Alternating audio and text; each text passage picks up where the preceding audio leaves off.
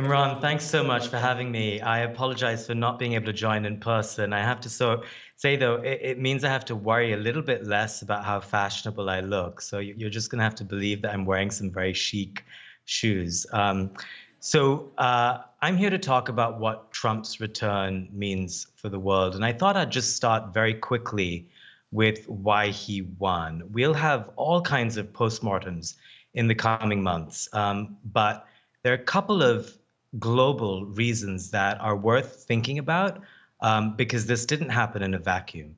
First, Harris tied herself very closely to Biden. And the reality, if you take a macro look at the world, is that it's been a very hard year for incumbent candidates everywhere.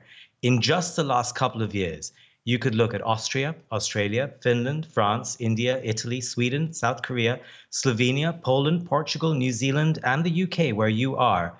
And each of these countries have either seen a change in government or a sharply reduced mandate for the government in power. Some of this is because the pandemic led to a surge in government spending, which led to inflation, which led to higher costs for bread and milk.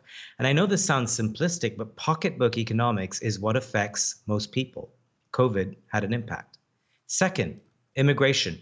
We're in a world that is seeing a profound backlash to around 4 decades of globalization and opening up, in addition to the forces of urbanization, technology, and unfettered capitalism. This is not just America, it's global. So if the people are telling you that they are unhappy with your immigration policy, you will lose.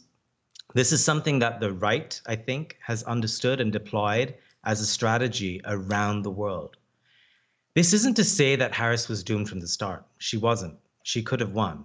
But she had important global headwinds. And there are many more domestic reasons for why Trump won and why Harris lost. But I just wanted to quickly connect those global dots for you on the US election, no matter where you're from. The bigger question to look at now, and the reason why I'm with you today, is to look at what Trump might do for the world. So, broad strokes, Biden and Harris cared about alliances and democracy promotion. We know that. Trump cares more about bilateral relations. He's transactional. You will keep hearing that word, transactional. He likes to say that he got a better deal. And it follows then that unlike Biden and Harris, Trump doesn't care so much about alliances, about rules and norms that have underpinned the world since World War II. So, what does that mean in practice?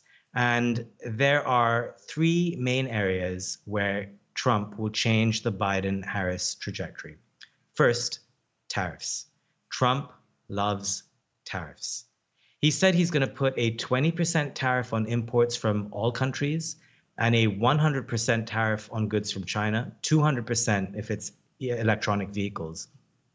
Now, tariffs are basically a tax on imported goods. Countries and companies, and they've said this, will pass those taxes on to consumers.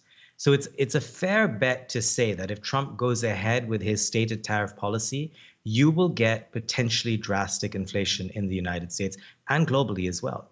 You will certainly get instability. You will see supply chains getting stretched. But here's the thing. A, companies and countries are beginning to prepare for that. B, we don't know whether Trump is actually going to do it, and even if he does, to what degree. So what can I tell you that's new? My bet is that Trump closely watches the stock markets, even though that's not a real indicator for the economy. But he watches it. He watches the bond markets. And the minute you get panic there, he will likely reassess what he wants to do. Trump is a learning machine. But this is a big thing for all of you to watch out for globally, tariffs. Second, deportations. This is a big deal. I mentioned immigration earlier as a force that every country on earth is facing at some level. Well, Trump knows this, and he has repeatedly said that he will deport several million illegal immigrants currently in the United States. In a sense, he has a mandate to do so. And there are three problems here. Who does the work these workers are currently doing, whether it's in fashion, whether it's in the entertainment industry or the hotel industry or restaurants? Where do these people go? And what happens to the countries they are sent to? And lastly, what about the immense humanitarian consequences? These are all questions all of us will have to track very closely in 2025.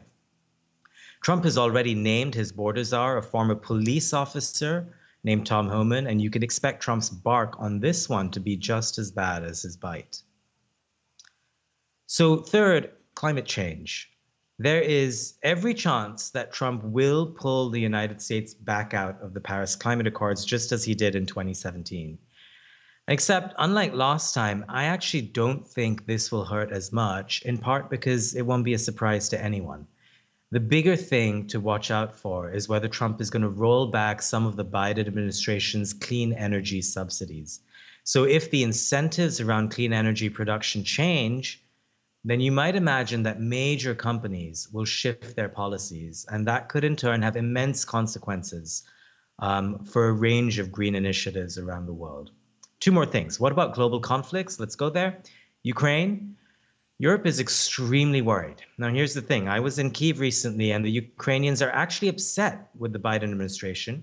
They think Biden was slow rolling aid to Ukraine. They think he was giving them enough to survive, but not enough to win.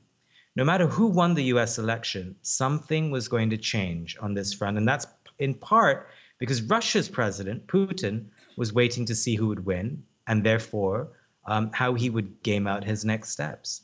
So the likely scenario is that Trump is going to try and encourage a deal that freezes the conflict at its current territory share. So Russia gets to keep what it has, Ukraine has to deal with it. And this is in part because America would give Ukraine less aid, less military hardware, as all of Trump's advisors have been saying for many months now. And this is why Europe is upset about the return of Trump. One open question is whether Ukraine still gets to join NATO. Watch out for that. Last one, the Middle East. There is actually, surprisingly, less divergence here between Trump and Biden or Harris. The United States was already, as you all know, backing Israel to a great degree. That support will get stronger now. Trump is not going to shed tears over humanitarian concerns in Gaza or Lebanon unless he really surprises us. One thing to watch out for here is how Trump will handle Iran. If you listen to the people in his orbit, the options being discussed range from bombing Iran's nuclear facilities, either with American assistance directly or giving Israel the means to do so, or there's another strain of thinking in Trump world that the United States needs to stay out of military entanglements abroad. Remember, American voters also are very keen for the United States to spend less blood, sweat, and tears in countries they can't name. So there's a lot of variance, I think, here on what Trump might do, but in reality, not that far off from the choices that Biden had and that Harris would have had. Lastly, I want to zoom out for a minute because we can often get mired in these two global wars when we talk about them. What do the world's leaders think about everything I've just laid out? And when I speak with diplomats and foreign ministers around the world, it's obvious to me that if you're anywhere in Europe, you're terrified of Trump.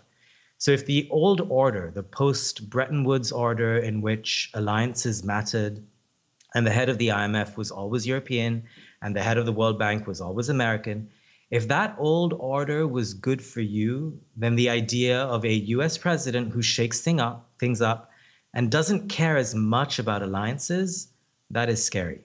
And that's why leaders from Berlin to Brussels seem as worried as they currently are. On the other hand, if you are in parts of Asia or Africa, the world looks quite different right now. China's your biggest trading partner, not the United States. You see the rules-based liberal international order as actually quite unequal and unfair. You are tired of America lecturing you about human rights and democracy. And you look at someone like President-elect Trump, who is nakedly transactional, and your response is actually, wait a minute, I like this. I want transactional. I want deals. So if you're Kenya or India or Indonesia, you actually want to do business, just as you do with the Chinese, without a lecture about democracy. So at the international level, Trump is going to bring turmoil, especially on trade and on global alliances and on norms. But some countries want this and some don't. And that brings me to my final point. Over the last 4 years, every time Biden administration leaders have gone abroad to talk about their policies, they're often just asked one question. Okay, but what happens if Trump comes back? In other words, was Trump a blip? We now know that he wasn't. And it may be that Biden was the blip.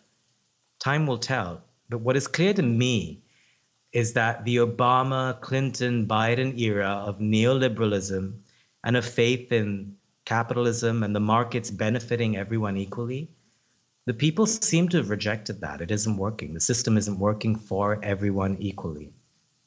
And so that old order needs to rethink its viability. But remember that Trumpism too can't last forever. Trump will only get 4 years, we think. But a lot about the future depends on how regular American politicians now interpret the reason why Americans voted as they did and respond to it. I will stop there. Thank you very much for having me.